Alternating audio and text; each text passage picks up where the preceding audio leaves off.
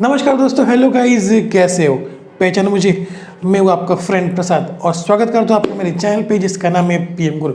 So guys, आज के video में हम बात करने वाले एक स्पेशल टाइप के मेंबर फंक्शन के बारे में जिसका नाम है कंस्ट्रक्टर। तो ये टॉपिक जो है ना वो बहुत इंपॉर्टेंट है अगर मैं बात करूँ उप्स की। तो कोई भी टाइम वेस्ट न करते हुए चलते हैं वीडियो की तरफ। Let's begin.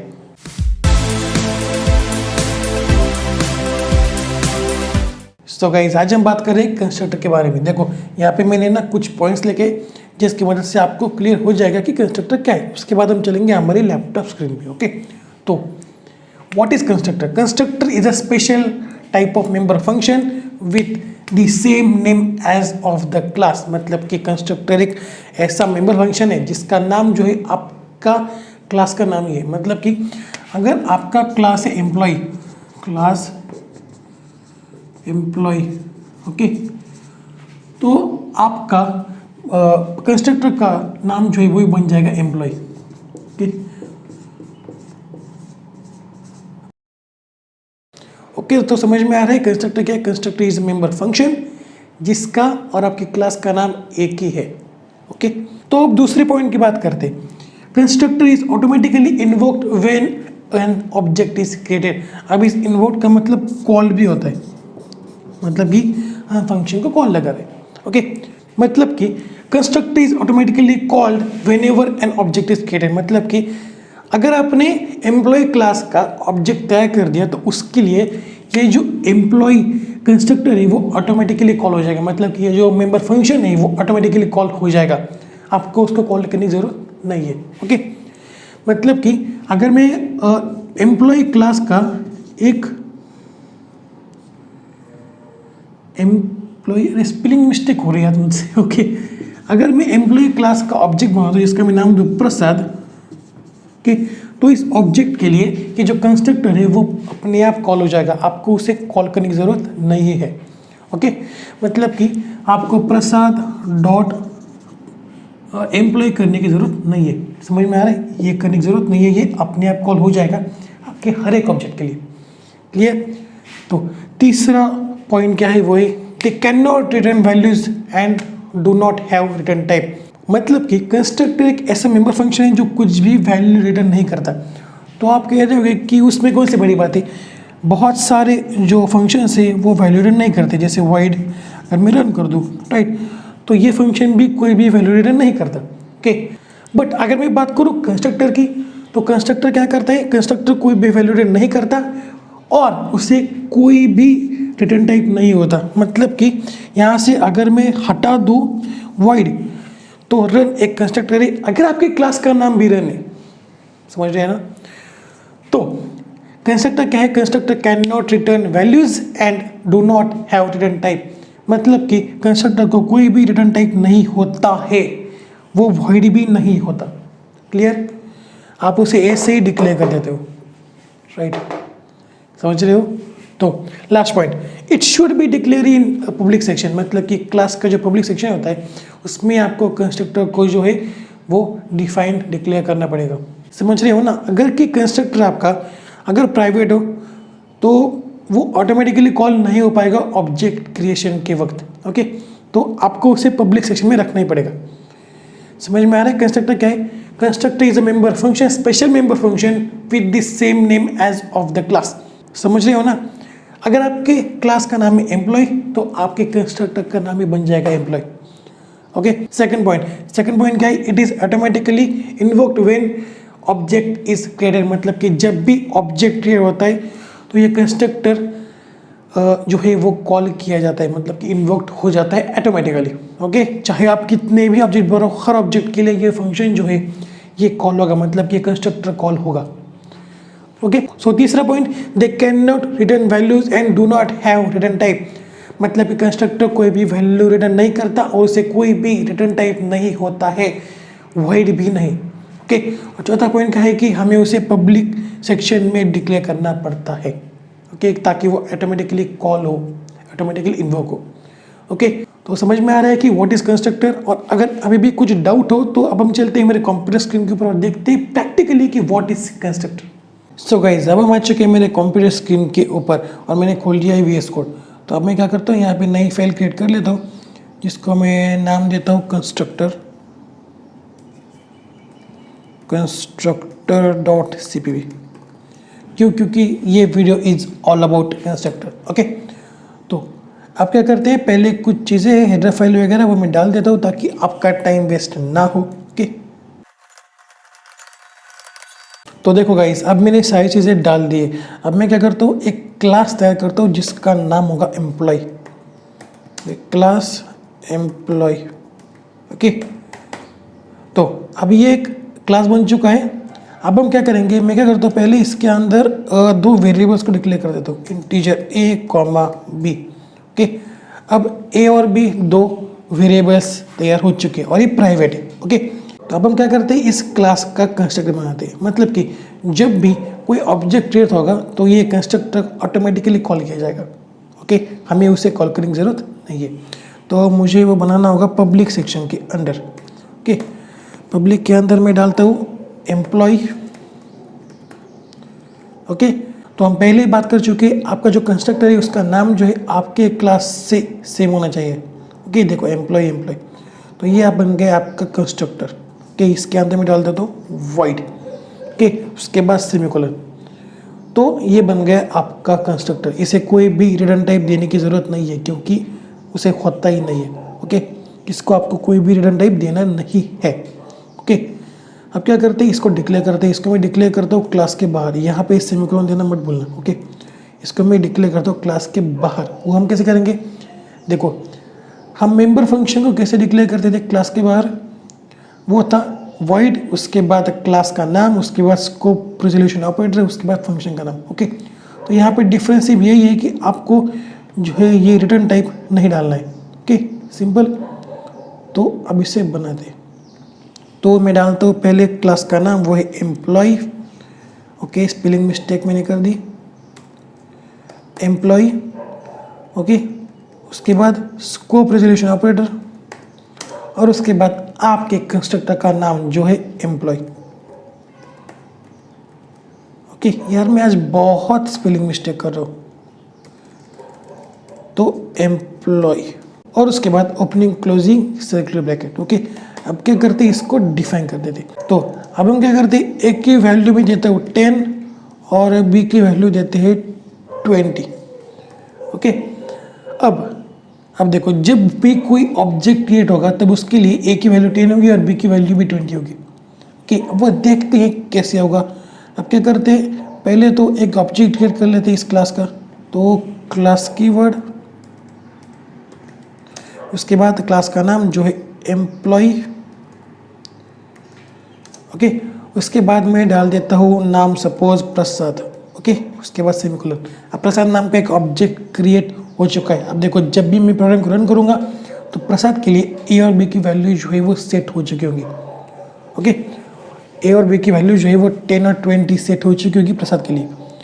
ओके, तो अब आप देखो कि ए और बी जो है वो प्राइवेट है, तो अगर मुझे उनको करना है डिस्प्ले तो मुझे यहाँ पे फंक्शन बनाना पड़ेगा। तो मैं क्या करता हूँ, यहाँ पे फंक्शन बनाता हूँ। ओके, जिसको मैं नाम देता हूँ gate data. Okay, in bracket void, क्योंकि ये भी एज अ आर्गुमेंट कुछ भी नहीं लेगा। ओके, इसके अंदर क्या करते हैं, सी आउट करते and values of a and b is, उसके बाद लगाते हैं ए और उसके बाद आगे मैं क्या करता हूँ, बीच में डालता हूँ एंड यहाँ पे दोनों जगह स्पेस डालता हूँ ताकि दिखने में अच्छा लगे। ओके, उसके बाद डालता हूँ बी। ओके, इसके बाद एंड एल लगा देते। तो इस लाइन ने क्या किया, ए और बी की जो वैल्यूज है उसको डिस्प्ले करा दिया आउटपुट स्क्रीन पे। तो अब क्या करते हैं, कॉल लगाते हैं हमारे गेट डेटा को। क्यों? क्योंकि देखो, जब भी प्रसाद ऑब्जेक्ट क्रिएट हो चुका होगा तो ये जो कंस्ट्रक्टर है इसको ऑटोमेटिकली कॉल लगाया जा चुका होगा और ए में 10 और बी में 20 वैल्यू स्टोर हो चुकी होगी प्रसाद के लिए, इस ऑब्जेक्ट के लिए। ओके, तो आप क्या करते हैं, प्रोग्राम को कर लेते हैं सेव और उसे कर लेते हैं रन। तो अब ए की वैल्यू 10 और बी की वैल्यू 20 ऑटोमेटिकली स्टोर हो चुकी होगी और वो मैं डिस्प्ले करूँगा गेट डेटा की मदद से। ओके, और ये सब हो रहा है सिर्फ प्रसाद ऑब्जेक्ट के लिए, इकलौते प्रसाद ऑब्जेक्ट के लिए। ओके, तो अब रन कर लेते। अब देखो, value of a and b is 10 and 20। समझ में आ रहा है क्या हो रहा है? जब भी मैं प्रसाद नाम का ऑब्जेक्ट क्रिएट कर रहा हूँ तो ये जो कंस्ट्रक्टर है ये ऑटोमेटिकली इन्वोक हो रहा है, राइट।